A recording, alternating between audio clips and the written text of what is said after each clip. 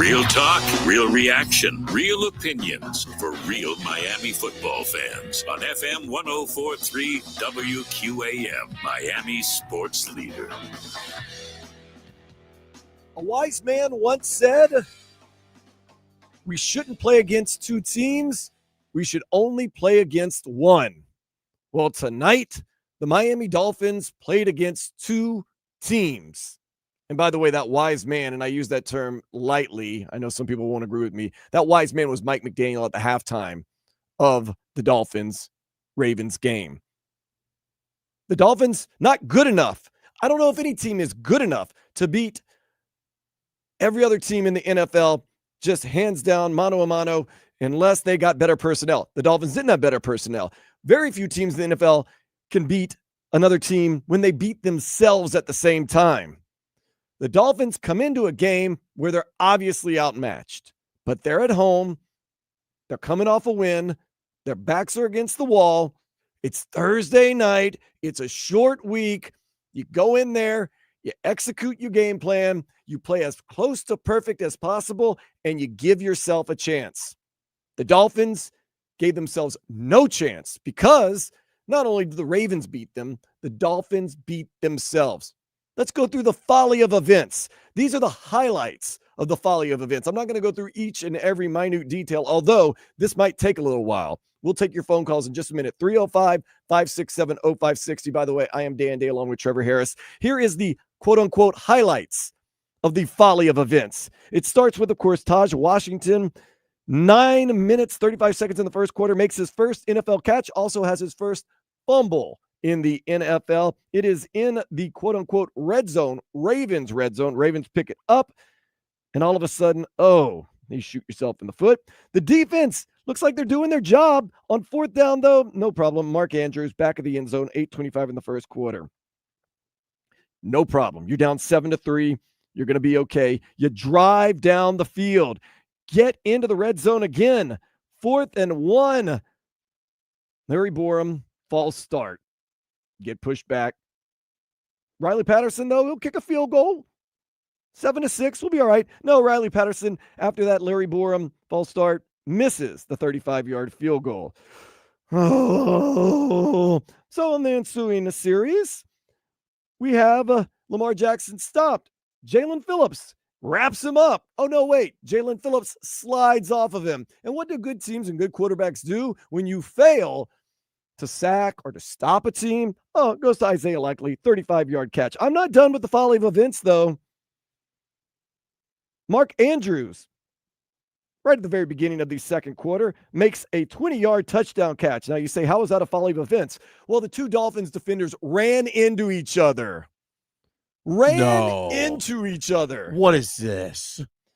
So, okay. 14-3. You shot yourself in the foot. You're actually outplaying the Baltimore Ravens, but then again, you're playing against yourself also, so you have to beat two teams. So what do? Get the ball back, start making some moves, throw a bomb down the field to Jalen Waddle. Jalen Waddle catches the ball inside the 10-yard line. Wait a second. There's laundry on the field. Ollie Gordon II, bless his heart. I'm going to use the old Southern term, bless his heart, slips, falls, and gets called for unnecessary roughness. And even the Ravens knew it was a bad call, but even the announcers knew it was a bad call. The announcers, the analysts, everyone was saying, what a bad call. But once again, when you're a bad team, you don't catch any breaks. That pass comes back. Not such a good look. Ollie Gordon, even though he didn't do anything wrong, gets chewed out by the assistant coach, and that was not so good. And the last highlight of the night, this was actually a real highlight. Riley Patterson did make a 43-yard field goal, 14-6 with 7:57 left in the second quarter. That's as close as you're going to get the rest of the game. You get down there with about a minute left in the second quarter. You're down 14-6. Dolphins don't kick the field goal. I kind of agree. Right now, what are you doing? Going to kick field goals all night and try to beat Lamar Jackson and the Baltimore Ravens? You go for it on fourth down in the red zone. Devon Achane cuts off his route. Tua Tagovailoa kind of air mails it into the back of the end zone, and you say, what the hell happened? So at first you say, Devon Achane ran the wrong route. It was supposed to be a fade route. Then you realize Tua threw a fade route on 4th down with a minute in the second quarter to a 5'8" Devon Achane, who was being covered by a 6'4" cornerback. How is that going to work, Tua Tagovailoa? Mike McDaniel, how is that call going to work? I can draw you a million ways it wasn't going to work. I want you to draw me a way outside of the most perfect pass in the NFL this year that works. Oh, yeah, he was also going against an all-pro cornerback. But, what do I know about calling plays? Call plays, not plays. Well, let's call the right plays going on. So what do the Ravens do? They get the ball back. Let's begin the second. Drive right down the field. Not a problem. Get the ball back again. Right down the field. No problem. Touchdown. Devon Achane, he makes a catch. But what do good organizations do? It didn't look like he totally caught that ball. They challenged it. And guess what? Call was reversed. Devon Achane, no catch. Guarantee if the roles would have been reversed and it was a Baltimore running back that would have caught that pass, Dolphins wouldn't have challenged. That's just not what we do. Why challenge it? We can keep the red. We can keep the red. Timeouts. We need those timeouts. Yeah, save those timeouts, buddy. Malik Washington, though, since Taj Washington already fumbled, and you were wondering, was it Taj or Malik? He removes all doubt by making sure that both of the Washingtons fumble in the red zone as the Dolphins were trying to do some type of drive. About 12:03 left in the fourth quarter, and then of course, he's always very good about putting the cherry on top as he throws an interception to Malachi Starks on a deep pass with about 6:30 left in the game. All in all, a 28-6 loss by the Miami Dolphins. Ravens, by far the better team. Dolphins couldn't even beat themselves tonight, although they did beat themselves, playing up against two teams. Like Mike McDaniel said at halftime, and I agree, you shouldn't have to play against two teams. You should only have to play against one. Very, very, very bad by our Miami Dolphins. And of course, Lamar Jackson in the second half, kind of feeling himself out in that first half, coming off 3 games with that hamstring. Second half, he looked like he was getting into his groove. And at that point, you knew the Dolphins were in trouble. We're going to break down all the details of this game because a lot of crazy stuff happened on the field and in the stands. And I don't know exactly how I feel about it all, but I want to hear from you. 305-567-0560. We're going right to the phone lines. Once again, phone number 305-567-0560. Brian in Fort Lauderdale. Go ahead. Yeah, I just want to say that I don't agree with anything you said. I mean, the quarterback is the key to the game, and the quarterback blew it when it mattered. We were there. We watched it. The guy didn't make the throws when he was supposed to make the throws. So you got to understand something.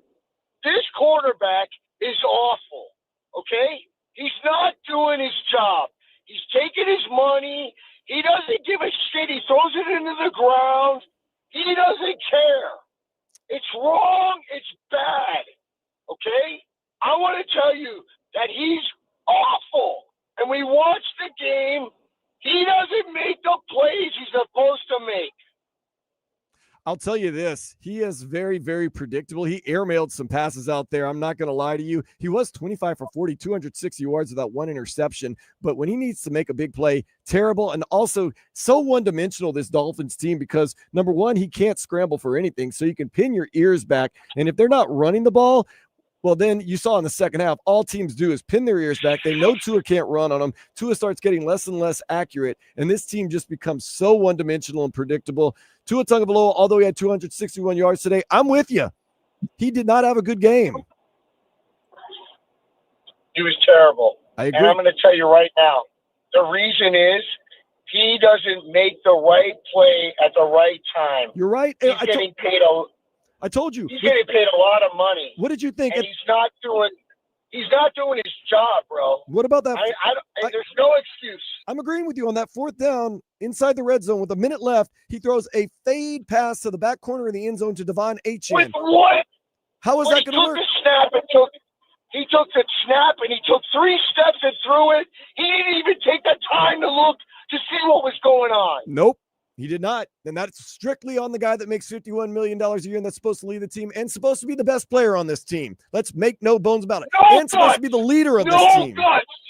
There's no guts. Brian, I agree. I agree. I would be just as mad as Brian. Yes, Tua deserves some blame for this game. You can call me up and argue 305-567-0560 and say day and day. No, it was the whole team.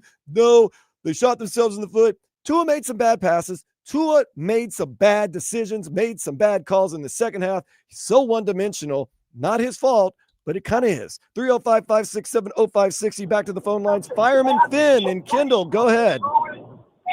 Hey, what's up, boys? This is, the problem to me is not necessarily Tua. It's the play calling, man. This play calling is absolute asinine. Yeah. And to me, the fact of the matter is that if we had a solid team around Tua, I blame Chris Greer.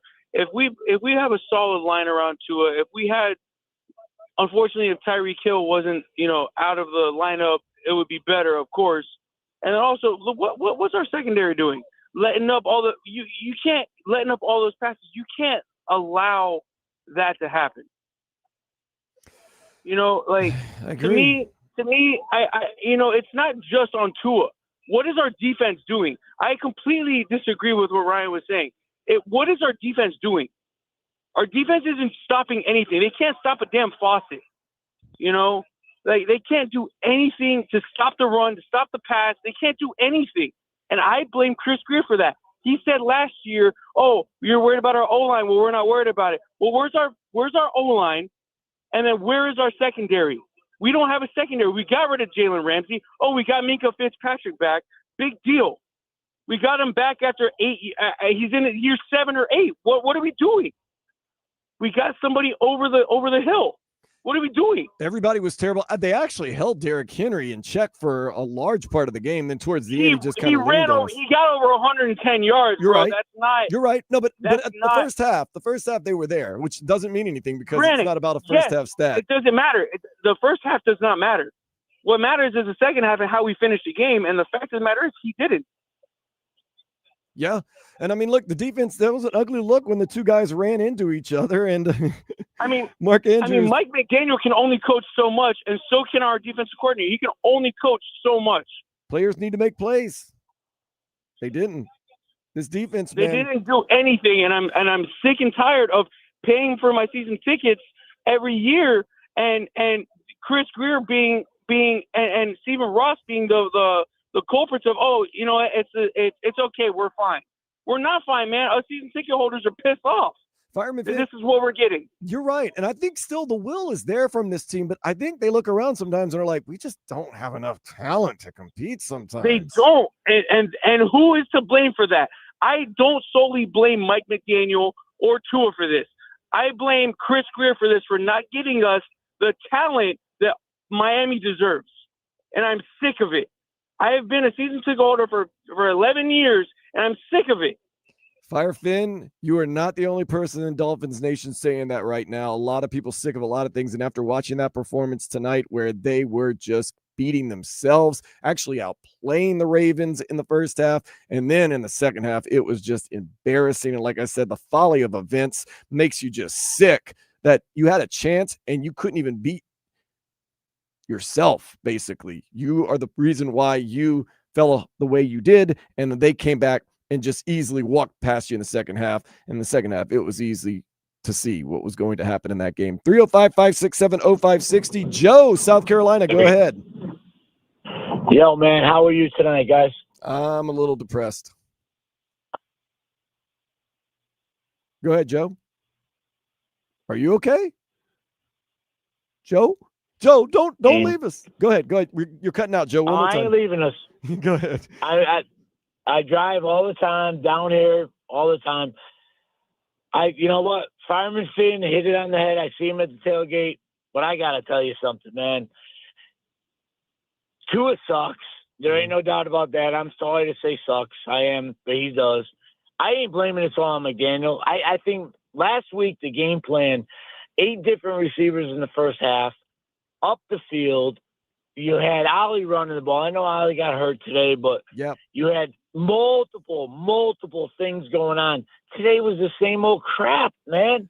It's just sitting there. I'm sitting there in my seats, and I bring my kids to these games, and my kids are adults. I'm 59 years old, And I feel bad for my kids. I mean, one of them was a Texan fan. I changed him to a Dolphin fan. One's a Giant fan. I changed him to a Dolphin fan.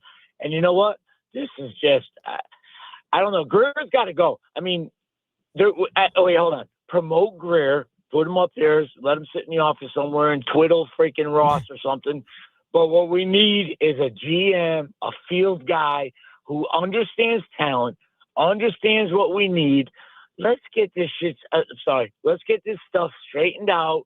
Let's get a team that we sitting there tonight, man. I'm sitting there next to a Raven fan, and I had to hug him. I said, God, we suck, man. I don't know what to tell you.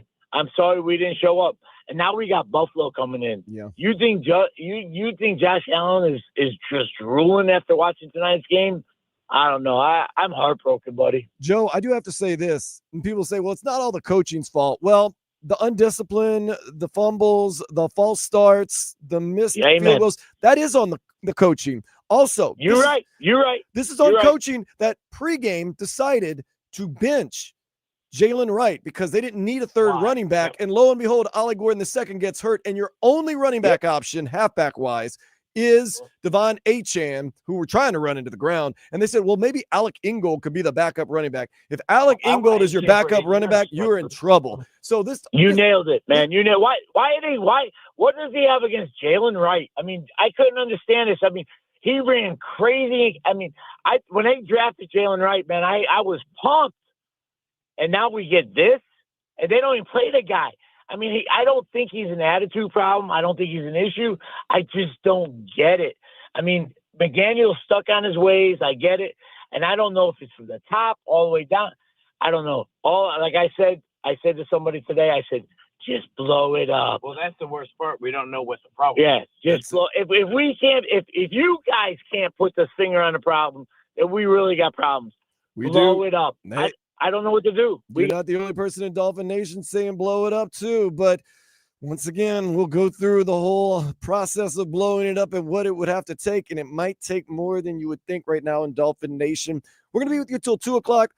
About to take a break. Before that, though, one more phone call. Want to hear from you. Al in Coral Gables, what's up?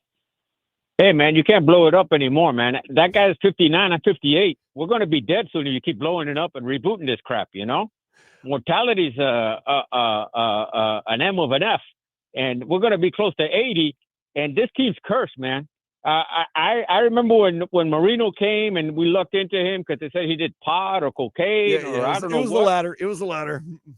But whatever. I mean, they need to go to A Street or Hialeah and get a babalao and sacrifice some chickens or do something. Mike McDaniel was the boy genius 2 minutes ago. Now you want to run him out of town? All right, great. He'll be the OC coordinator, and Shannon will take his ass back, and he'll keep on patting that resume. This team is cursed. The fans here suck. They're all transient, and with the fear of ICE, no one's going to the stadium anymore, man. There's 13,100 less students in the Dade County public school system. It's having an economic trickle all around Miami, man. Al, man, that is absolutely crazy. Yeah, you got to stay with your team, though. But this is a tough one, though. I have to admit. Fan base has got to be frustrated after a game like today.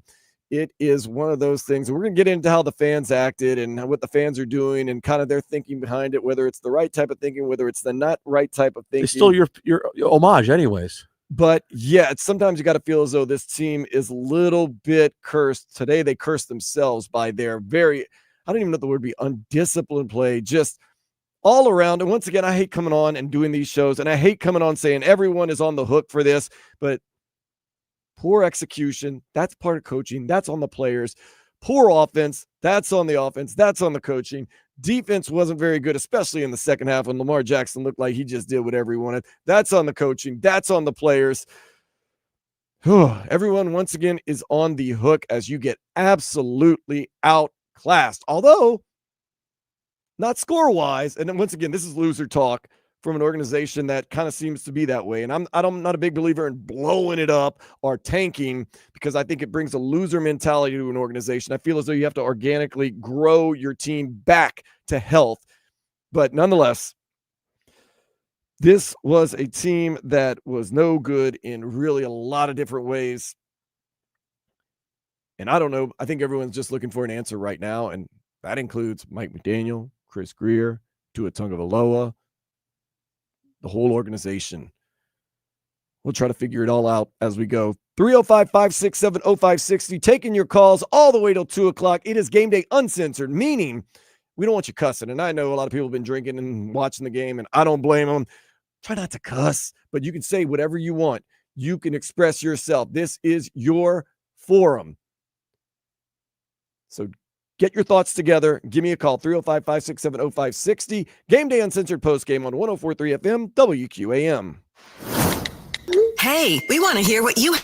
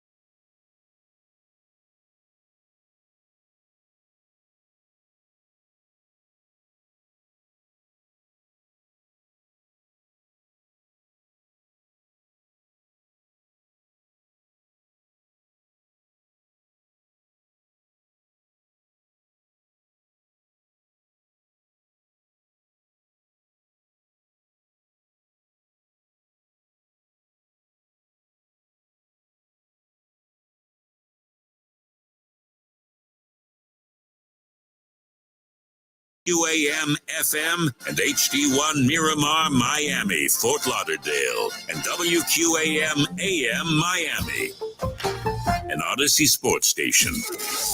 Powered by Anajar and Levine Accident Attorneys. Call 1-800-747-FREE. That's 1-800-747-3733. The game is ended, and now we begin. It's Game Day Uncensored, post-game edition. Real talk, real reaction, real opinions for real Miami football fans on FM 104.3 WQAM, Miami sports leader. Following a 28-6 shellacking at the hands of the Baltimore Ravens, Miami Dolphins fans are wondering what the hell. They are very upset with the way the team plays, the players, the coaching, and especially the roster build. Just got a text from my friend Carol and her brother Dolphin Dave. They're leaving the Dolphins game, lifelong Dolphins season ticket holders. Carol writes, I was thinking, do you think any of our wide receivers would actually be in the NFL? That's how bad we are. And if you look at the roster and think about it, Jalen Waddle, have to admit, he's an NFL receiver. Now, you could argue whether he's a number one or a number two. A lot of people would say he's a strong number two and not an actual number one. But start going down the list of other receivers. Nick Westbrook-Akine. Who? He doesn't do very much at all. Malik Washington and Taj Washington, both fumbling in the red zone, both very undersized for the NFL when it comes to receivers. Okay. D. Eskridge. Okay. D. Eskridge is kind of a practice squad player. You want to go to tight ends? Tanner Connor. Not very much right there, at least tonight. Greg Dulcich. Once again, we had to pick him up recently. Of course, we know that we've had the injury problems. Darren Waller, nonetheless, he is a true pro, but you start looking at the people that can start catching some of these passes. Taj Washington, Malik Washington, at best, maybe a special teams player. Then you have to really lean on Devon Achane, who's a great player, but you have to play him all over the place. Ollie Gordon II, a rookie trying to figure things out. Yeah, those aren't very, very overwhelmingly. That sounds like a CFL roster. Exciting names. Oh, yeah, by the way, Cedric Wilson Jr. had a really good catch earlier tonight. One catch for 7 yards. We got him off the Saints practice squad, and he was injured. Saints, by the way, also they're one of the worst teams in the league by far. So, yeah, that's just one weak part of the roster. Want to hear from you, though. How are you feeling? 305-567-0560. We're going to go to Brad in Fort Knox, Kentucky. Brad, bring me some gold. Oh, Brad's gone. All righty. Brady, there. Nope, we're going to go to Brad. Yeah, I'm here. Brad, yeah, Brad. I'm not from Kentucky. West Palm Beach. There's two different Brads. I had a Brad in Fort Knox, and then I have a Brad leaving the game. Brad, go ahead, brother. I'm sorry about that. Yeah, I think you guys are doing a great job, talking about all of this. But honestly, we're coming back from the game, and we were just so surprised that there were tons of Raven fans in the stands. And I know everyone's pointing fingers at, Greer. They're pointing fingers at Tua. They're pointing fingers at, the head coach, Mike McDaniel. And, yeah, all of them deserve, some of this criticism. But I think the person that nobody's talking about enough is Stephen Ross. Mm-hmm. Stephen Ross, he's the constant in all of this. Since I was a kid, the Dolphins have not really been that good. And it's always been Stephen Ross. And he's put us in this situation. Why can't we get rid of someone like Chris Greer, who cannot put together a roster? It's because of this lawsuit that Brian Flores has against the Miami Dolphins. And Greer, he has all the skeletons in his closet. So we can't move on from Greer. And I think that's the biggest person we need to move on from. He's been in the league for, how long is our DM? And we've been not successful whatsoever. And it's just frustrating. I'm here with, a friend of mine, he's a season ticket holder. He says he's been a Dolphins fan since, 72. And, we can't remember the last time they've been any good. And I know we want to blame Mike McDaniel. And, I think he's not really doing a really good job as a leader. I don't think there's a lot of leadership at all on this team. But when I really think about why are we in this position, it comes back to Stephen Ross. It comes back to what happened with Brian Flores. Stephen Ross trying, his fetish with Tom Brady, trying to lure Tom Brady down here, tampering. We lose a first-round pick. And, it's just ridiculous. I really, if anything could happen with the Dolphins, for me to feel like anything would change, Stephen Ross just, has to go. And I know he wants to pass it on to his own family. but it's I don't think I'm going to be happy as a Dolphins fan. So Stephen Ross is just not a part of that picture. And Brad, because that's the person I think is really the problem here.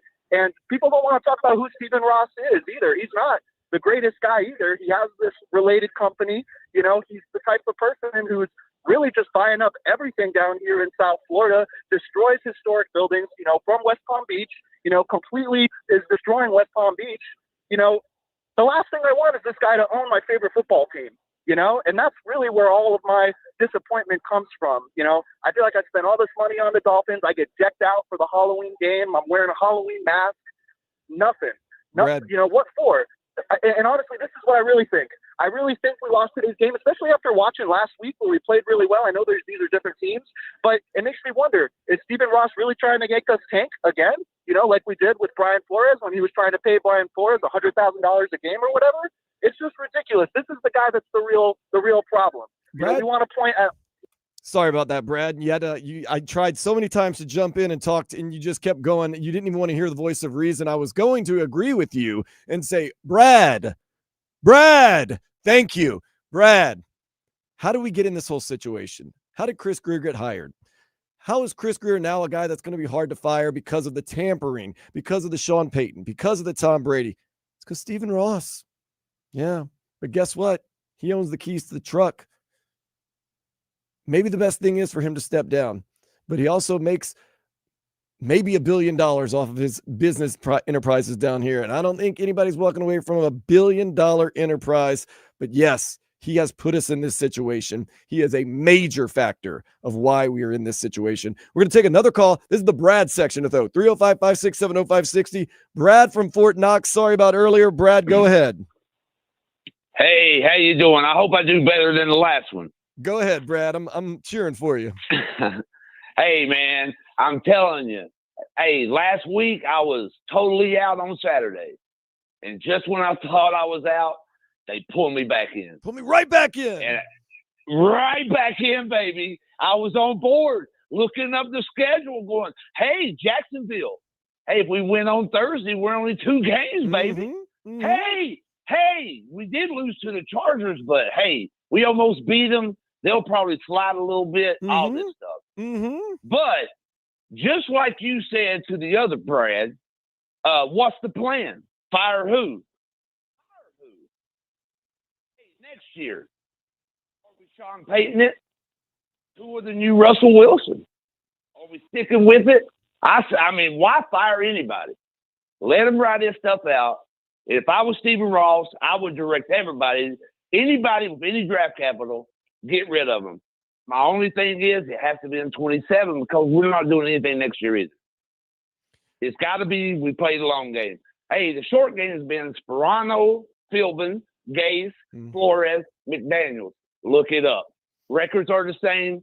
You know, each one of them's got a 5-win season, 6-win season, 8-win season, 9-win season. Hey, I bought in. I was in Buffalo for the playoff game. Oh, when Bradley Chubb jumped in there and sacked Josh Allen and rushed it in for a touchdown. Hey, we were leading. We were going to win that game. Couldn't do it. Hey, but we had them. We competed. Loved it. Better luck next year. Woulda, coulda, shoulda. That kind of feels like it wraps up everything a Dolphins fan is. And like Brad from Kentucky just said, right when you want to pull away, they pull you back in. And then right when you're pulled back in, you want to run as far away like tonight as you possibly can from a team that shot themselves in the foot, then got outclassed, outcoached, outplayed. A lot of question marks. 305-567-0560 is the number to call. Going to take a quick break, and we're going to come back and take more of your phone calls. I like it. I like that you're spicy. I like that you're passionate. I like that you're excited. We're going to keep this going next. Keep it going. This is Game Day Uncensored postgame on 104.3 FM WQAM. This hurricane season, keep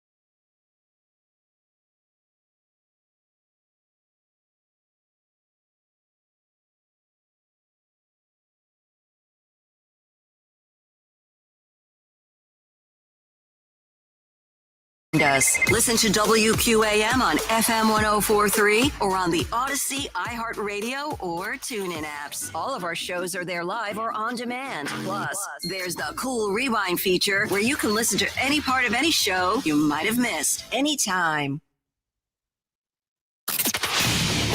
Now, let's get back to the Game Day Uncensored postgame show on FM 1043 WQAM, Miami's sports leader. How do you know the Miami Dolphins are a bad team, at least in this point of the season? They got beat by not one, but two teams tonight. They got beat by the Baltimore Ravens 28-6, and they beat themselves. That's how you know you're having a bad stretch.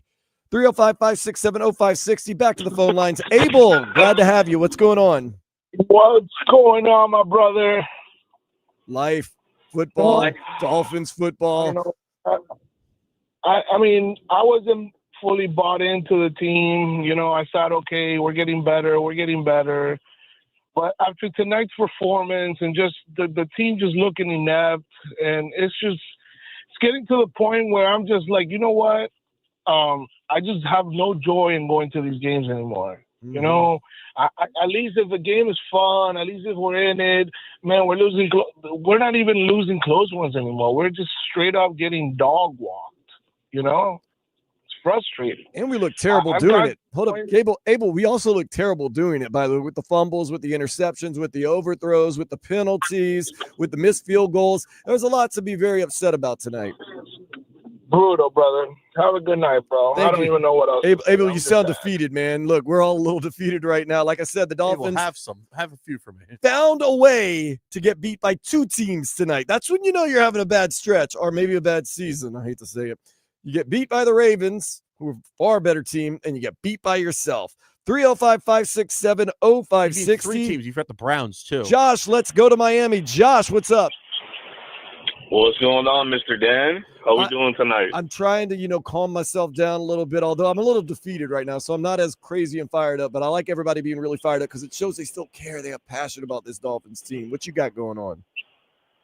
Well, I don't know if you remember, but I called after the last win, and I said it was fool's gold. Yeah. And I told everybody, but I'm sitting here thinking out loud, and I'm like, how could Will Levis be a better quarterback than Tua? No. But it's true. It's true. He is. He somehow found a way to throw 9 touchdowns last year to a Dolphins receiver we have that has barely caught 2 passes in a game. Westbrook-Akine. So how's that possible? In your opinion? I think it might be some scheming. It might be some coaching. It might be their quarterback. Actually, I will say this. Will Levis, although he throws it to the other team just as much as he throws it to his own teammates, his numbers were pretty good last year until he got hurt. So my theory is the best person that we can cut right now, in my opinion, is Tua. No. Take the cap hit. You want the hit? Take the cap hit. Take the cap hit. Put him out there on waivers. See if anybody picks him up. That's how you know what the rest of the league thinks about a player. Okay, I will. I'm going to ask you this, Josh, and I understand your frustration. How do you get any better with that? Who is going to take his space? You think Zach Wilson's going to come in there and burn it up? Do you think that Quinn Ewers is going to go in there and turn things around? Well, I mean, taking that big of a cap hit and not really having an answer, that doesn't seem to help the Dolphins out very much. I got 2 names for you. Okay, go ahead. One is Joshua Dobbs, wherever he's hiding right now. I have wondered where he's been. That guy's a rocket science. He can figure out anybody's playbook within like 3 or 4 days. And he's good for at least 2 games, and then he'll be totally terrible. Okay. And then the next person I'm thinking, he's sitting on a Giants roster that needs a running back because they just lost Cam Scatterboo for the season. You're talking about, wouldn't you say it's kind of like the Spider-Man meme? Tua and Russell Wilson are kind of we're kind of the same person. No. I'm not talking about Russell. I'm talking about Jameis. Jameis Winston, that is not a bad option, I don't think. Not a bad At least option. he knows how to throw the ball to his own team. Well, he also knows how to throw it to the other team. Half the time, but he also scores touchdowns. He does. Hey, look, he's throwing touchdowns left and right, sometimes to his team, sometimes the other team, but he will be a gunslinger. And yeah, Tua's really bad, but you're willing to take the cap hit on Tua Tagovailoa. You believe that he is that far gone. What would you call the word? That he's just that far gone. I believe this is the curse of Nick Saban. Nick Saban lied to somebody, told us he was decent. They moved up and got him, and it's all been fool's gold. This is what everybody's talking about who people listen to. Saban sabotaged this franchise back with Culpepper and Drew Brees. Mm-hmm. And it continues again with Tua. That's 20 interesting years that later. you bring it up. You don't realize how long the tentacles are of some of the decisions you make, but something that happened 20 years ago is still reverberating today in the Dolphins. Nick Saban finds a way to get Drew Brees on this team. We are talking most likely about a totally different 2 decades and a totally different organization right now in the Miami Dolphins. Yeah, because he might have actually stayed and actually wanted to coach football. Oh, I'm going to tell you. I'm going to tell you. He got Culpepper. He didn't want to be here. Jason Taylor and Zach was going to beat him up probably, and he couldn't handle coaching real men. Totally understand what you're saying right there. I'll tell you something. Drew Brees, when he was out in San Diego, has made it very clear that he wanted to play for the Dolphins and that he did not want to play for the Saints.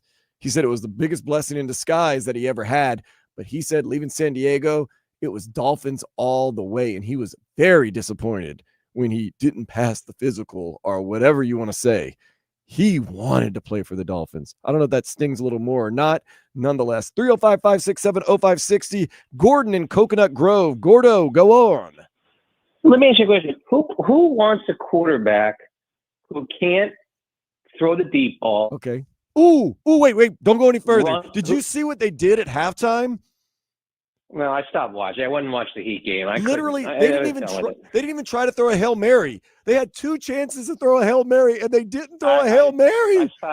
I stopped. I went to the Heat game. It was a little bit more entertaining. You just brought up a bad flashback. They literally had 2 chances to throw a Hail Mary and didn't even try because Tua's arm isn't strong enough. Go ahead. Let's play that. He can't throw the deep ball. You're right. He can't scramble and throw the ball on the run. Absolutely terrible. He can't run the ball when the pocket breaks down. No, he's in slow motion. He can't throw the. Listen, I'm not done yet. He can't throw the ball in cold weather. Oh yeah, that's right. And he can't take another hit because if he takes another hit, he's out of the NFL. So that's our quarterback. So what you just said about all that, what would be a responsible organization? Probably something different than pay him $51 million a year, which is exactly what the Dolphins are doing. Well, listen. He got very lucky. He played a whole year and didn't get hurt, and then he got lucky. If he had gotten hurt that year, we would never have been in this situation. And the reality is this. You made a comment earlier which prompted me to call, which was like, I don't want to blow this thing up. And I'm like, but everybody who calls in and everyone who's listening to Joe Rose's show, to the midday shows, to Hockman shows, we all want to blow it up. Everybody in the entire fan base wants to blow it up. Everyone sees what's going on here. I mean, you went through the roster. There's not a guy in the secondary I want. There's not a guy in the secondary that I want on this roster next year. There's not a cornerback I want on this roster. There's not a linebacker I want on this roster. There's not a defensive lineman I want on this roster. That's the defense. On the offense, I'll take Patrick Paul, fine. I'll keep him. There's no one else I want on the offensive line. Maybe I'll take Waddle, but Waddle's really a number 2 wide receiver. He's not a number 1. Tyreek Hill's not coming back, so we need a number 1 wide receiver. We have nobody else. We have no tight end that's worth it on this roster. We have a running back I like. We have a quarterback that no one wants anymore. We don't have – so it's going to get blown up because there's no one on this team that anyone wants in the NFL. So, Gordon, don't you think it's going to get blown up? When the Dolphins beat the Broncos 70-20, if you happen to be in the Mile High City, I'm sure you got a whole lot of let's blow this up. Sean Payton's past his prime. This team has nothing. They'll never be anything. The team didn't blow it up, and look where they're at today. They made good decisions. Dan, you know what they did? They drafted a quarterback right after that year. The year that we beat them by 70 points or whatever it was. Russell Wilson was the quarterback. What did they do? They drafted a quarterback and they dumped Russell Wilson. sometimes fortune does favor the bold. I do agree with that. But they didn't blow up. They didn't get rid of Sean Payton. They didn't get rid of a lot of things. They kept some things. But yes, Yeah, but we don't. But Sean Payton's a proven. You're right. You're right. We got Mike McDaniel. Listen, there are some guys that are just there are some coaches out there that are coordinators, and we got a guy who was really just a coordinator, and we have a guy who runs the team who can't pick the players, and so it's. I don't. You know what the reality is that I don't know if the guy who called up earlier wants to dump Tua. I mean, Tua's going to be on this roster again next year, and so if he's going to play quarterback again next year, it's another lame duck year. What are we going to do next year? I will say this. Did you not feel as though Mike McDaniel today was really frustrated and maybe looked a little over his head at times? Over his head. Like I said before, I can't watch I gave it a little bit of time to watch it. At halftime, I was like, I'm done, man. I'm done. I'll watch the Heat game and ride that out. And they lost. But I mean, listen, I know you guys I know that the radio station lives and dies by this team and what happens with this team. This season's over. It's over. We're all focused on who's coming out in the draft next year. What's this roster going to look like next year? What happens next year? This season's over. I know you're not the only person saying that, and you got to feel right now with that record at 2-7, Miami Dolphins, and not looking very good. And like I said, the roster build is not looking very good and looking outclassed by this Ravens team. A lot of people saying this season's over, but it's at week in, week out. 1 week you can look great against the Atlanta Falcons. The next week you can look as bad as we did against the Baltimore Ravens. Bad play, bad decisions, bad coaching, a lot of bad things for the Miami Dolphins, but it's good to hear from you. 305-567-0560. Back after this on Game Day Uncensored Postgame, 104.3 FM, WQAM.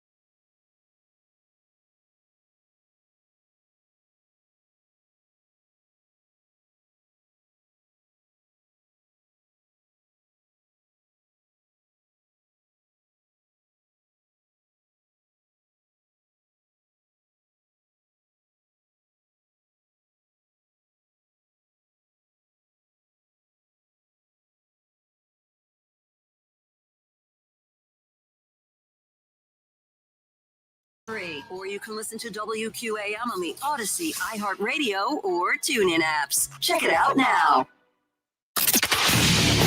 Now, let's get back to the Game Day Uncensored postgame show on FM 1043 WQAM, Miami's sports leader.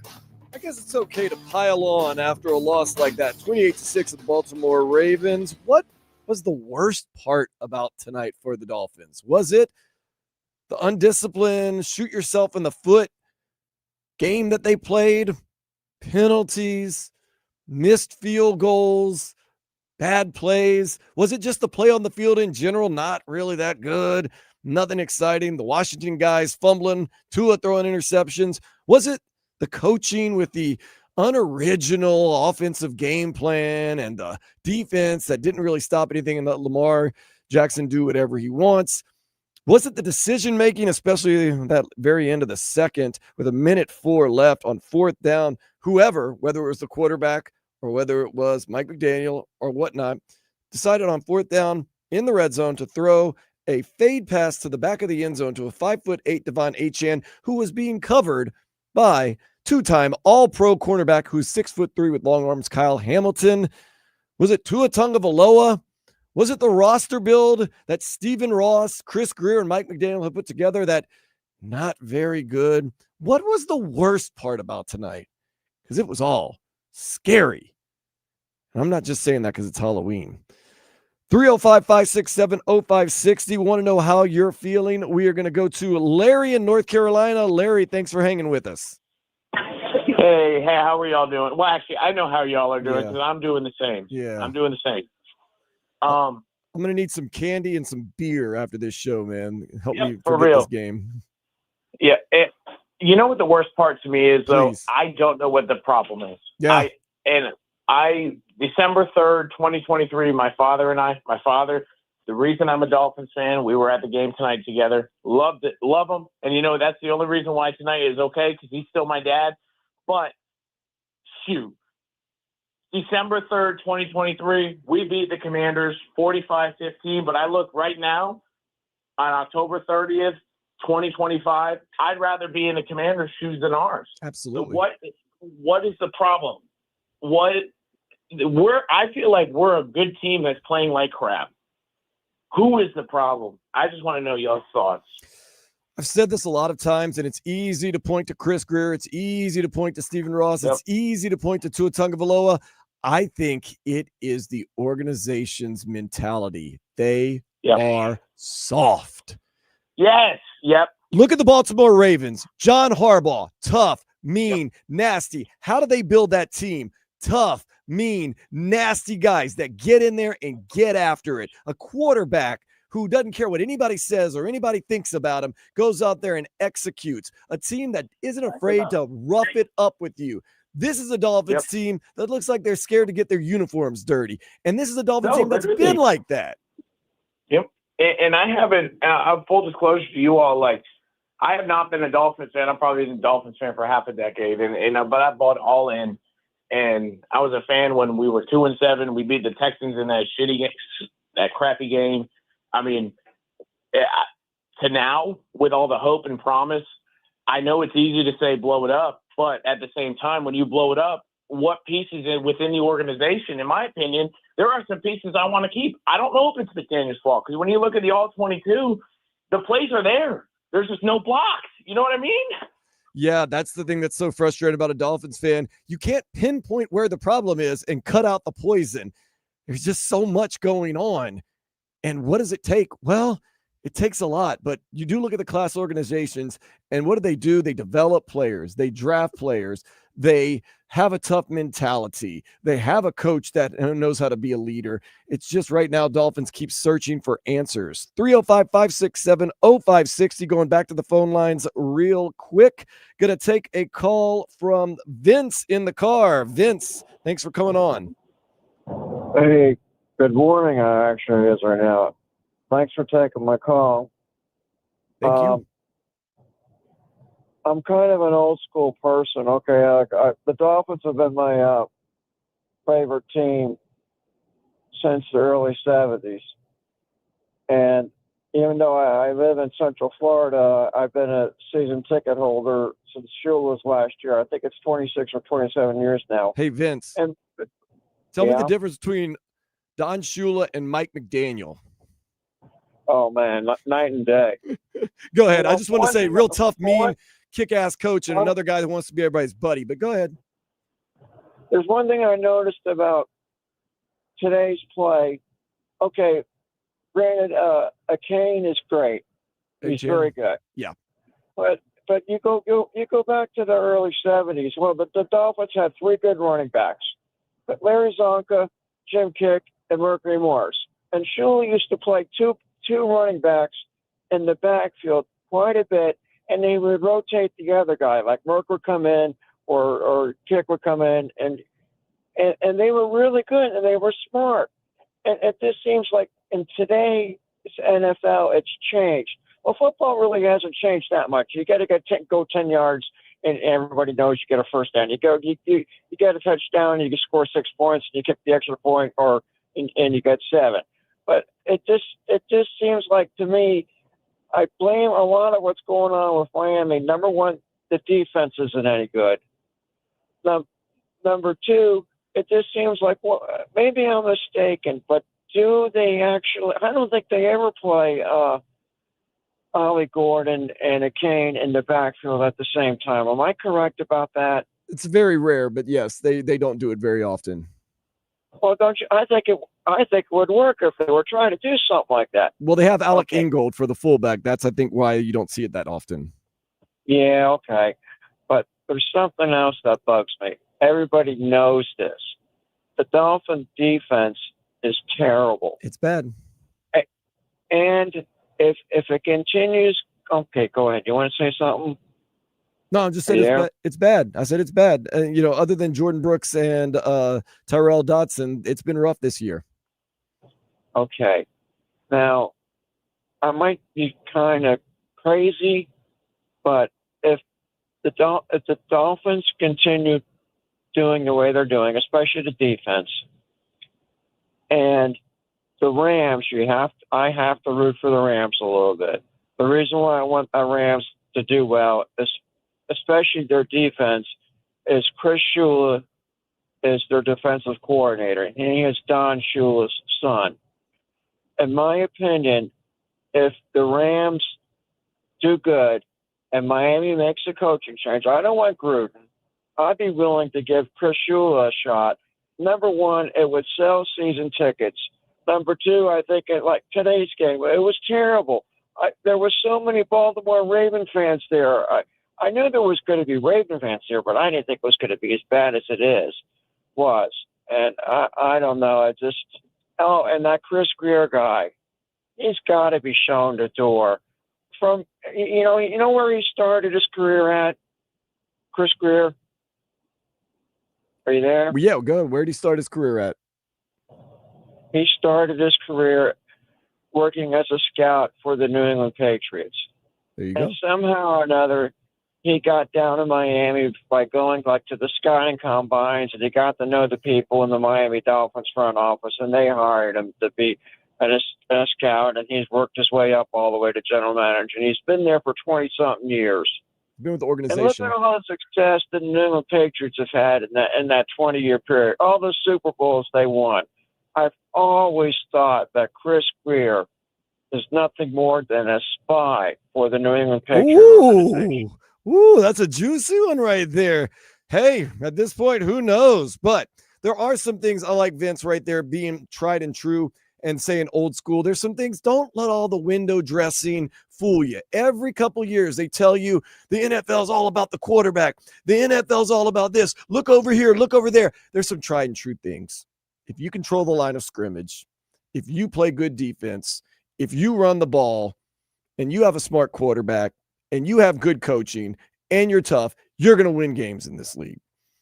They want to say all these other things. Oh, it's the evolution of the tight end. Oh, it's the H-back. Oh, it's the secondary being able to play a zone. No. There's a few things. Don't buy all that. Line of scrimmage, tough, run the ball, control, be strong on defense. Everything else pretty much takes care of itself. 305 567 0560. We're not done. We have at least another hour to go. Hang with us. Trevor Harris, Dan Day. This is Game Day Uncensored on 1043 FM WQAM.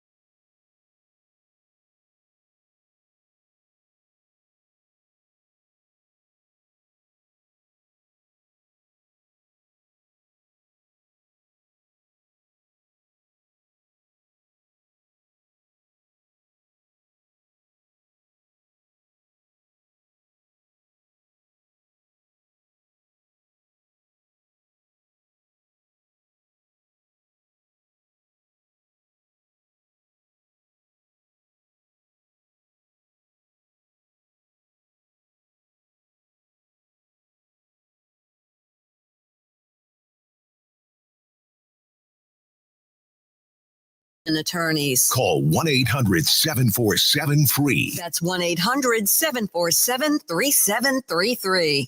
The game is ended, and now we begin.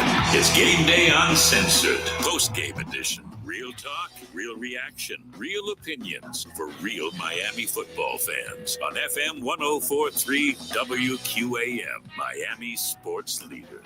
Oh, what could have been. We took an early 3-0 lead with 12 minutes left in the first quarter.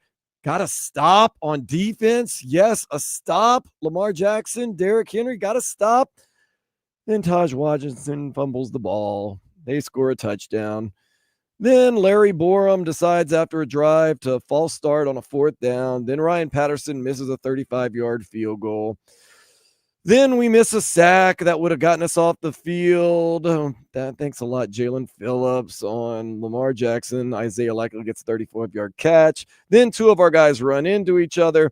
Still not totally out of the game at 14-3. Then Jalen Waddle gets a big catch. It looks like we're going to score, but Ollie Gordon trips, and they call him for unnecessary roughness or unsportsmanlike conduct or whatever they want to call it. And then Tua airmails Devon Achane on a 4th down at the end of the second quarter. And then we don't even, okay, I'm not doing indents anymore. And then it's like that movie with Ashton Kutcher. And then 305-567-0560. If we're going to you in Miami, it'd be Gilberto, but it's just Gilbert from Fort Lauderdale. Gilbert, glad to have you. What's up? What's going on, brother? How are you? I'm starting to let depression just set in, but Dolphins fan, I'm used to it. Sounds about right. Hey, real talk though. I'll be honest. I agree 100% with what you said. I think it's a soft culture, and this is what they wanted, right? This is what you signed up for. This is what you wanted, right? Flores was too rough. Everybody doesn't like Flores, right? But you go the complete other end of the spectrum, and now you have this guy who's basically I knew it was bad when you're at the training camp and they're doing backflips and it looks like a pro wrestling match or like a pep rally. Bro, you haven't done anything yet. You have to, maybe a few more, running back drills about holding on to the football or ball security drills might have helped tonight instead of doing TikTok and stupid stuff. You know what I mean? Like that, they're too much worried about their brand and not worried about what it actually takes to win, which will increase their brand by actually winning. Yeah. That's what, remember on Hard Knocks where they were practicing their touchdown celebrations? They had beautiful touchdown celebrations. Oh my God, bro. Yes, bro. It's that stuff. Somebody needs to be the adult in the room, and adult in the room. It's look what we did. She's not an adult. Look what we did, Brian Flores. You're too mean. You hurt Tua's feelings. You're a terrible person. Nobody got mad about Tua for calling another man a terrible person. Vic Fangio, you're old. You're antiquated. You suck. Nobody likes you. Well, look what Vic Fangio went and did. Look what Brian Flores is doing now. You think of John Harbaugh, because everybody's talking about, John Harbaugh might be on the hot seat. He's not, number one. But let's just say John Harbaugh, for some reason, got fired and we picked him up. How different do you think this team would look in a year or two? Bro, night and day difference. Yeah. Again, all I'm saying is at the end of the day, like I said, McDaniel, nice guy, because I'm not going to piss on the guy because that's somebody's relative. That's a person in real life. I'll be real with you. But at the end of the day, if we're calling a spade, dude, he's not it. Like, some people are better as OCs. Look at Josh McDaniel. Great OC, right? Yeah. But he doesn't know how to deal with people. He has, low social IQ, doesn't know how to deal with people, and he gets kicked out of every head coaching job he gets. Yeah, but as an OC, perfect. Yeah, not a head coach. And this is the only other problem with Mike McDaniel now. You start to see him yell and scream and do all this. A cheetah can't change its spots. You can't 4 years in be like, now I'm going to be the guy that's going to hold everybody accountably disciplined, and I'm not worried about your feelings anymore. No, you've set the precedent. It is too late for Mike McDaniel now to come and try to be the hard ass in the room. You've set who you are. You are who you are. It's too late to change that, and it may be too late for Mike McDaniel, period. We shall find out. Want to go back to the phone lines real quick, take another call before we take another break. 305-567-0560. Ian in Fort Lauderdale. Ian, glad to have you on. Ian? Hello? Hey, I'm sorry. Hey, go ahead. Yeah, so sorry about that. No. So first of all, how are you doing tonight? Because I'm not doing well at all. No. I'm ready for Halloween, though. Beer and candy. Let's do this. Yeah. So basically, I have a question because, you know, I've been a Dolphins fan for my whole life, and I'm 18. But, like, as a young Dolphins fan, I want to, from what I'm seeing right now, is just repetitiveness. You have the same Dolphins team, and they keep making the same mistakes over and over and over. And like what you said, they have absolutely no strength to them. They're just a dead team. They're here sitting pretty in Miami. They're not tough. Like, you look at the Green Bay Packers, you look at the Buffalo Bills. They're in cold places. They're tough, and they have a certain like power behind them. But the Dolphins have absolutely nothing behind them, and it's almost as if they're okay with that. So I want to know, like, what you think the mindset of the owner is, of how he plans on changing this organization, because it's falling apart. And unless they come up with a new identity, nothing's going to change.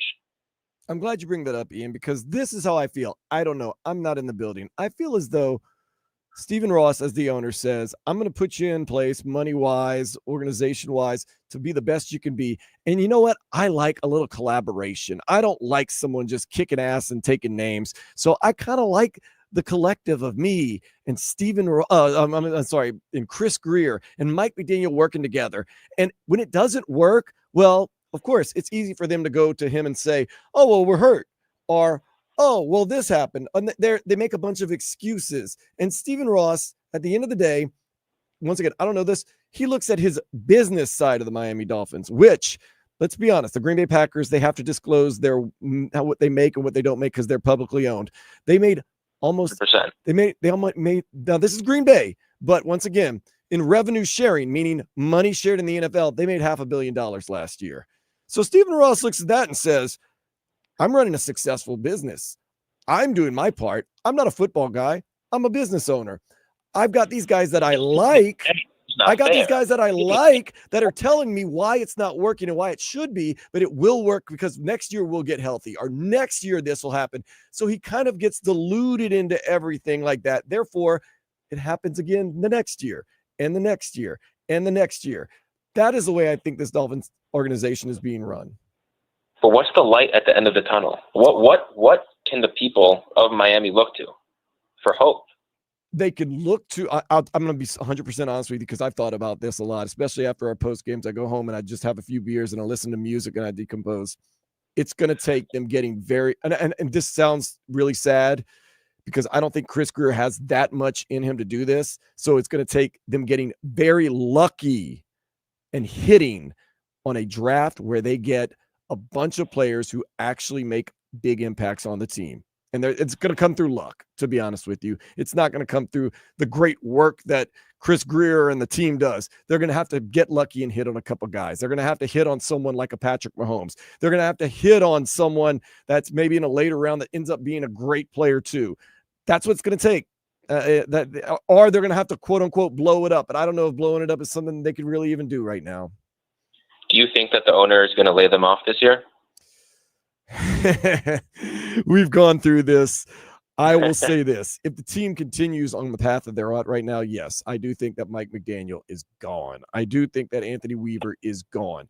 Chris Greer, unfortunately, is in a stickier situation where he is probably going to get deposed in a lawsuit with Brian Flores, and you probably don't want a pissed off employee talking to the federal government or the government in general. So he might get reassigned. But then again, who are you going to get?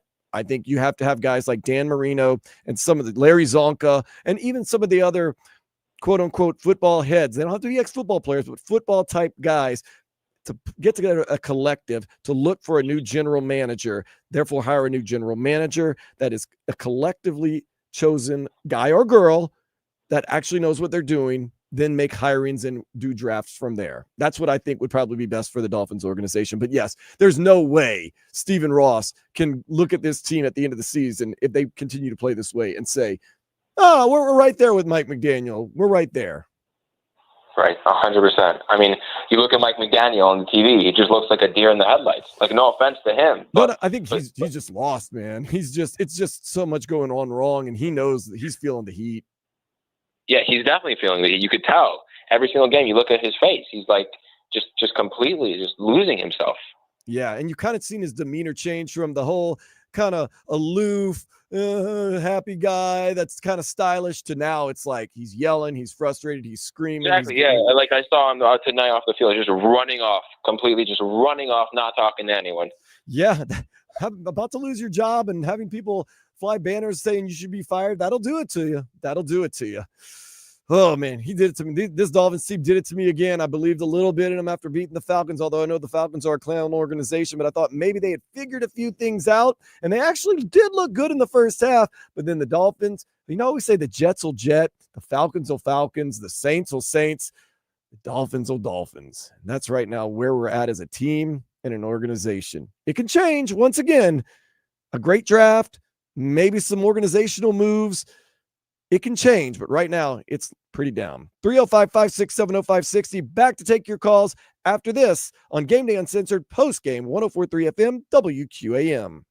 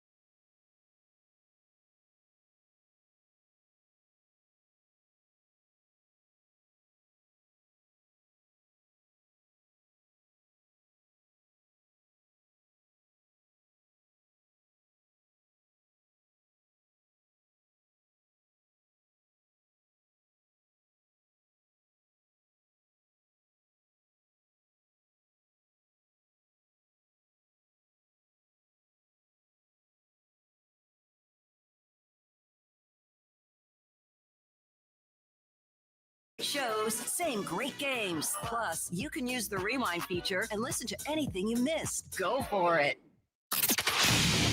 Now, let's get back to the Game Day Uncensored postgame show on FM 1043 WQAM, Miami's sports leader. As the Miami Dolphins get beat by the Baltimore Ravens 28-6 tonight, let this ring in your head as you sit up early this Halloween morning. The 2018 NFL Draft, round number 1. I am on very good authority that everyone in the organization was pretty dead set on drafting one Minkah Fitzpatrick safety out of Alabama.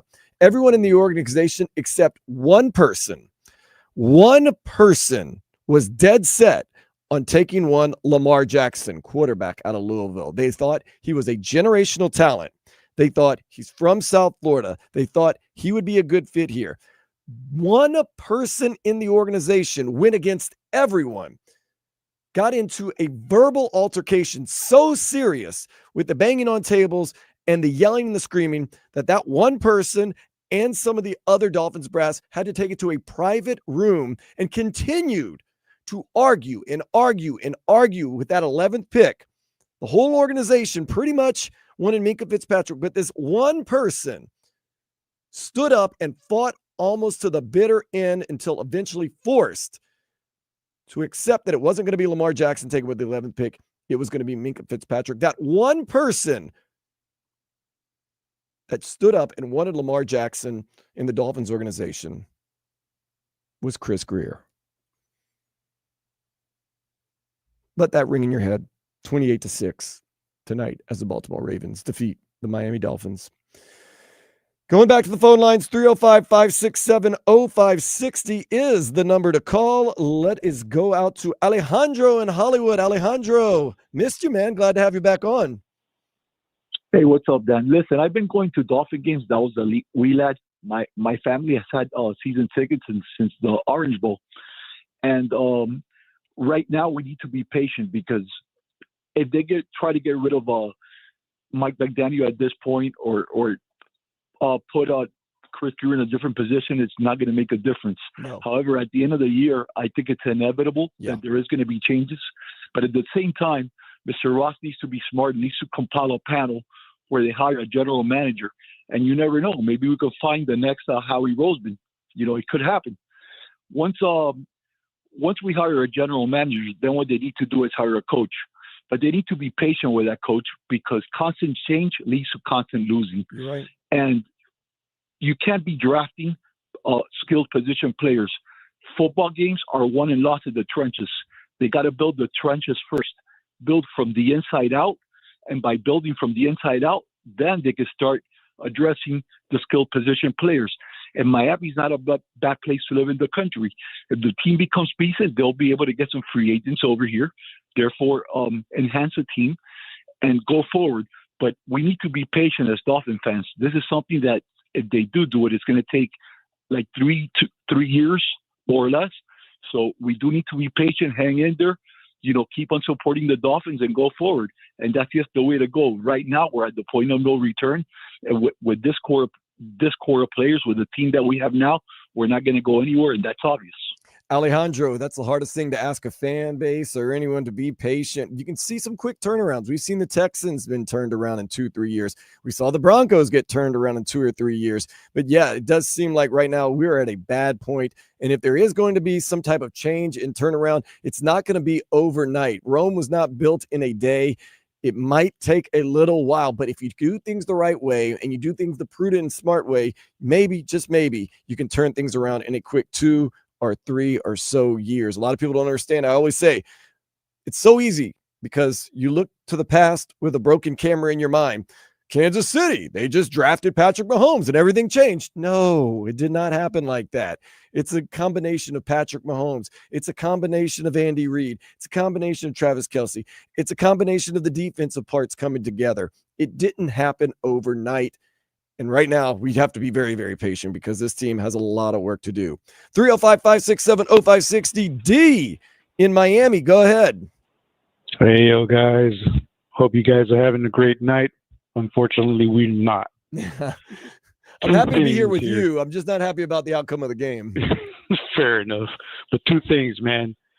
As long as we beat the Jets twice a year, let's do it. I'm good. I'm ready. But that being said, offensive line, man. How is this? We keep talking about run. Dude, we just saw it right now with the Ravens. You don't have to put a fullback in. You don't have to do all this fancy stuff, man. You put the offensive line right up front. Make sure you got your guy back there that's going to run the ball. You don't have to do anything outside of the tackles. Keep it right inside of the tackles. Keep it inside your guards, bro. Like, man, so many. And Ollie Gordon, I felt like, look, Ollie Gordon is going to be really good. To me, if we could keep doing what I think we should do, keep inside those tackles, inside those guards. But when you start going with sweeps on a guy that doesn't do sweeps, come on, man. There is some play calling issues right there. Of course, the Ravens are also a special case. I do understand they are putting some meat up front, but they do have one of the great running backs of all time and one of the freaks of nature in Derrick Henry, who is 250 pounds but can run till daylight. So that it is easier for them to do that. But it does seem like sometimes we are what would you call it? A square peg in a round hole. We'll try to run Ollie Gordon on a sweep, but then we'll try to run Devon Achane up the middle when it probably should be the opposite way around. Exactly. And that's what confuses me with this. It's like, hey, look, it's the fundamentals. You don't have to be that fancy, man. This is football. Either 4th and 1, you're going to go for it or not go for it. If you're down, go for it. You're 4th and 1. You got one of the biggest guys on your team. Man, come on. Don't give me a sweep or a little. Right now, what did we just do? What did they do on 4th down? Play? They threw a fade to Devon Achane in the back of the end zone. Exactly. That was the game. Alejandro Solana said it before we came on. He said, that's when I knew the game was over because you're 14-6. You get that, you're good. You got that play. And like, once again, D, how was that going to work with a 5'8" Devon Achane running back, not receiver, running a fade against all pro 6'3", 6'4" Kyle Hamilton? Like, come on, man. And what's funny enough, we've seen this happen in the previous games. All of a sudden, you see this one pass that Tua just throws it. All of a sudden, you think he's going to catch it. No, man, this dude's not going to catch that, man. But anyways, love you guys. Hey, D, happy Halloween, man. 305. 305 represent. Happy Halloween. Yeah, some of the play calling is questionable, but I mean, I think if you watched every single game and every single team, there's a play call here and there that is questionable. It just seems like sometimes the Dolphins are a little more bewildering with what they are doing and the situations that they are doing them in. Dolphins and Devon Achane, he ran well between the tackles at times, but nonetheless, it was just, Makuze Vladimir just texts in. He didn't see the pass. He couldn't see Tua. That's right. I understand that Devon Achane didn't see the pass. He also didn't really finish out the route. But at the same time, even if he did finish out the route, you probably are going to take the all-pro cornerback that is very tall over the shorter 5'8" Devon Achane. Everybody did their part. Once again, this year, it's a theme. All the people are doing their parts. Devon Achane didn't see the pass, didn't complete the route. Tua threw a pass in a questionable situation, didn't get to where it needed to go. Everyone does their part, and that is why you lose to teams like the Baltimore Ravens in the way you did, 28-6. Dolphins fans are being heard, not just on this show. They were very loud and proud tonight. We're going to take a break, come back, talk a little bit about that next. I don't know how I feel about it. I do know how I feel about it, and I'll tell you next here on Game Day Uncensored postgame, 104.3 FM, WQAM. WQAM.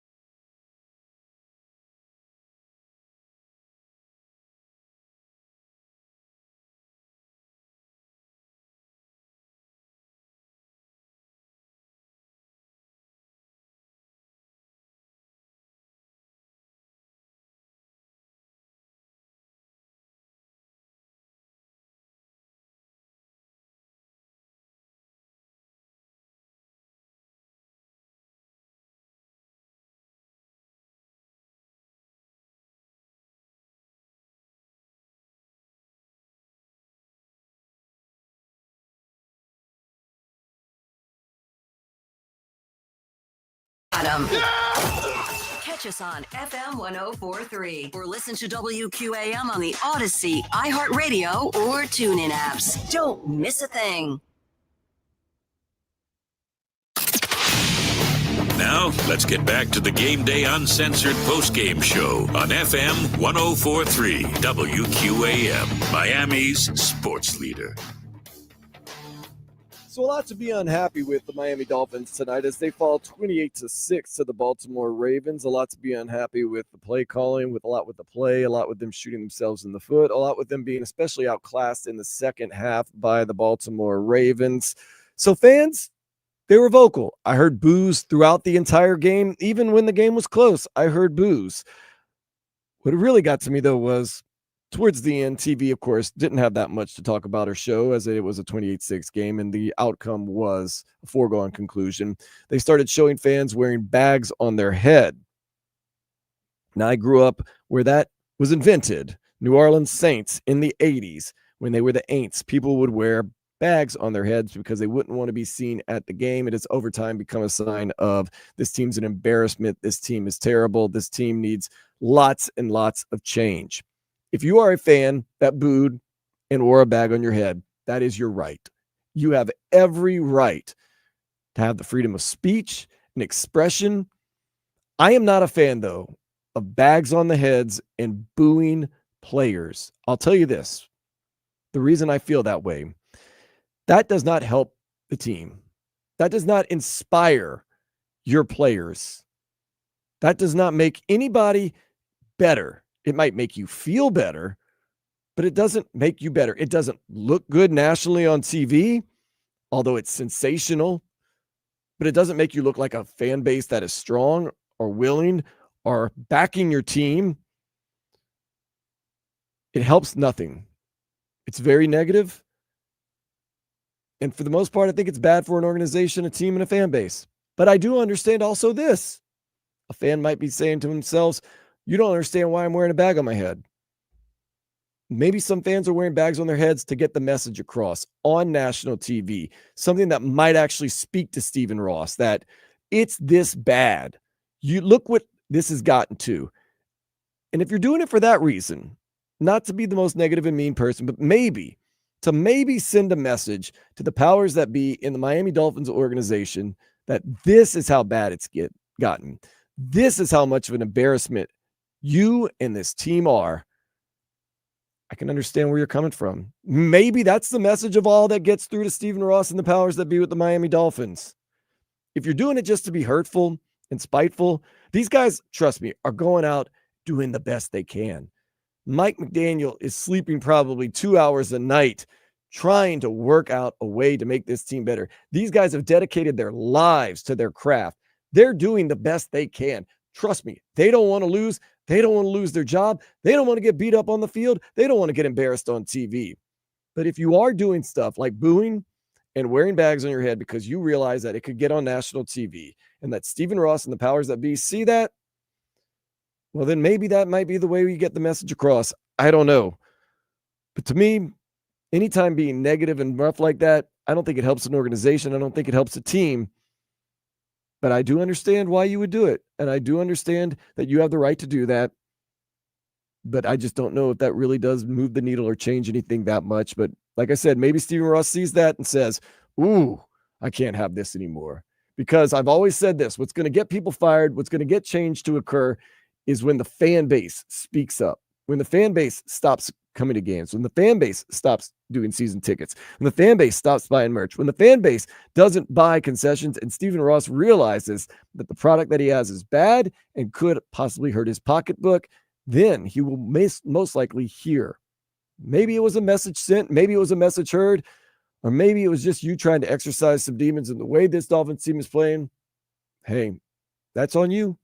I understand. Every fan has the right to be the fan they want to be. I just choose not to do that. I never liked it. I never took pride in it. And everybody says, it started with the Saints. Are you proud of that? No, I'm not. I am not proud of that.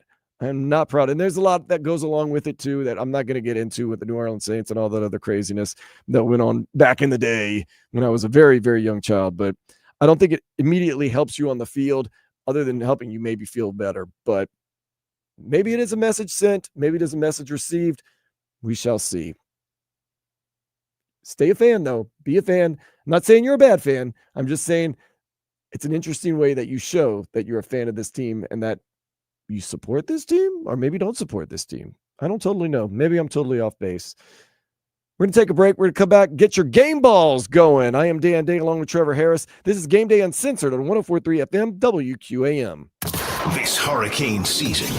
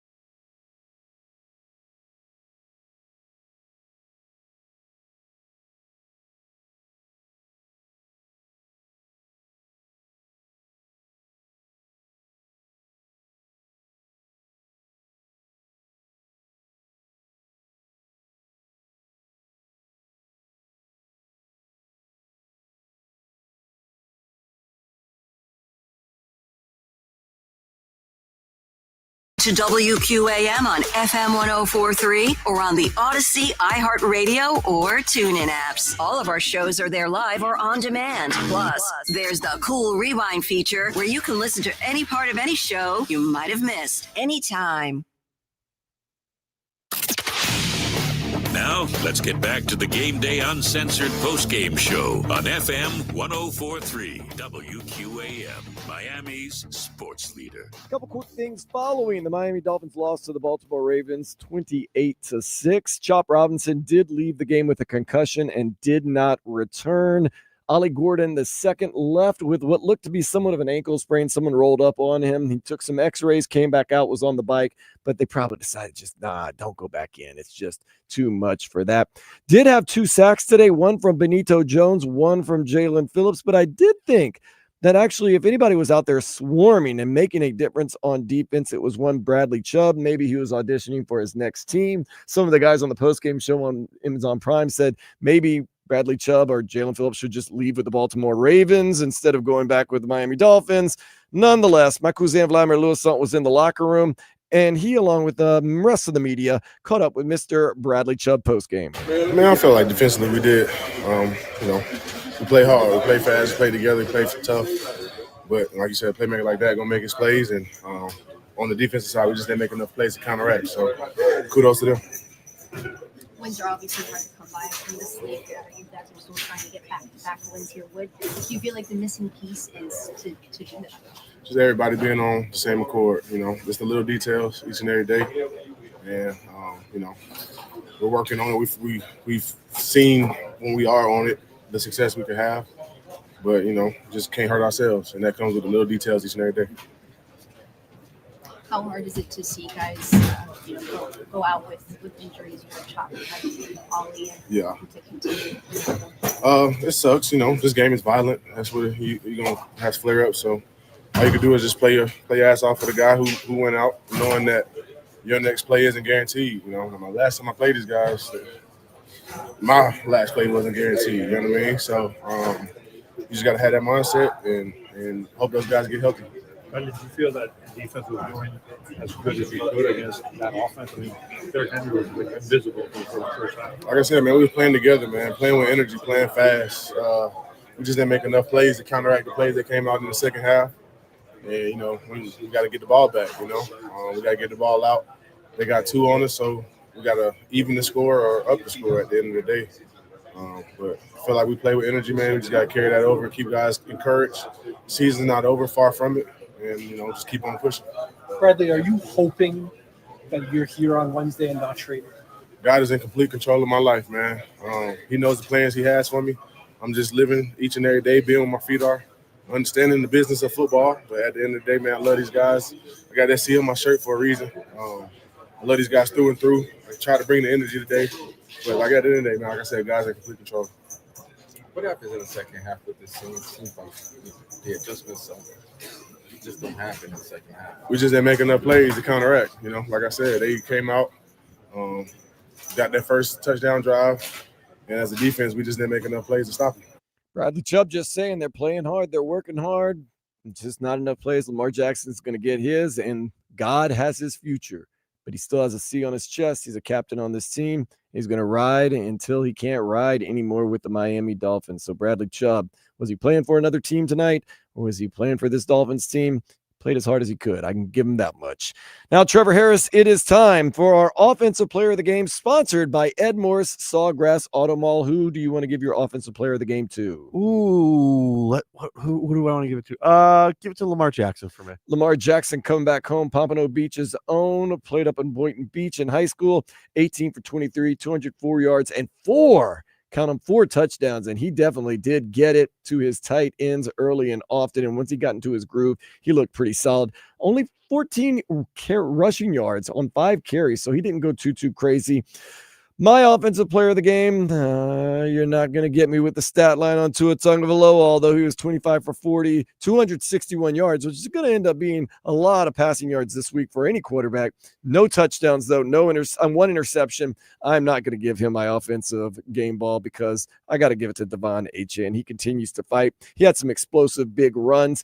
14 carries, 67 yards. And also, you got to factor in his receiving 6 receptions, 39 yards. So I'm going to give him my offensive game ball. Player of the game. It's time for the player of the game, sponsored by JM Lexus. Lexus has the best team in the business, a 4.8 Google rating with over 22,000 reviews and counting. JM Lexus, West Sample Road, Moorgate. Player of the game, Trevor. The Ravens defense. They made Tua look like small anyways, and they got turnovers and stuff. They were punching the ball out. They got the turnovers, and he scored it over it. So, and I'm going to go with my player of the game. I think Jalen Waddle. Jalen Waddle was poised to have a really, really big game until things just absolutely fell apart. Then the defense could, like you said, just pin their ears back and go after a very non-mobile Tua. Jalen Waddle, though, looked the part, had one even called back that, maybe it was a bad referee call. It was a bad referee's call. Maybe Ollie Gordon flipped his legs up. He didn't. Nonetheless, Jalen Waddle, 6 receptions, 82 yards. And like I said, one of them called back on him. And now it's time to get to our Drive of the Game, sponsored by Lexus Golden Opportunity Sales Event. Get offers on select models now through September 2nd. Learn more at Lexus.com. There's really only one drive of the game that I want to get to when it comes to the Miami Dolphins. It was that first drive of the game. It only was about 3 minutes long. Riley Patterson, 49-yard field goal. It was good. The reason I give it the drive of the game is because it gave us hope. Opened the game, and we were once in the game up 3-0. So, yeah, that's what happens when your team's not playing very well. You get very unimpressive drive of the games like that. But nonetheless, it's from the Lexus Golden Sales Opportunity Event. Get offers on select models right now. Learn more at Lexus.com. Well, say this again. Dolphins do lose to the Baltimore Ravens 28-6, kind of run off the field. Think it could get worse? Yeah, the Buffalo Bills, they come to town next coming Sunday at 1 o'clock. Well, the pregame, we'll have the postgame, we'll have it all for you. Is this the time the Dolphins break the Bills' curse? I don't even know what that means anymore. give it a week and a half. Then you can talk yourself I up. don't even know what that means anymore. Break the curse, break their owner. Nonetheless, we'll be here taking your calls and hopefully putting the most positive spin on what will be a Dolphins-Bills game Sunday, November 9th at 1 o'clock. For Trevor Harris, I am Dan Day. Once again, Dolphins fall 28-6 to the Baltimore Ravens. Thank you for listening to Game Day Uncensored Postgame on 104.3 FM WQAM.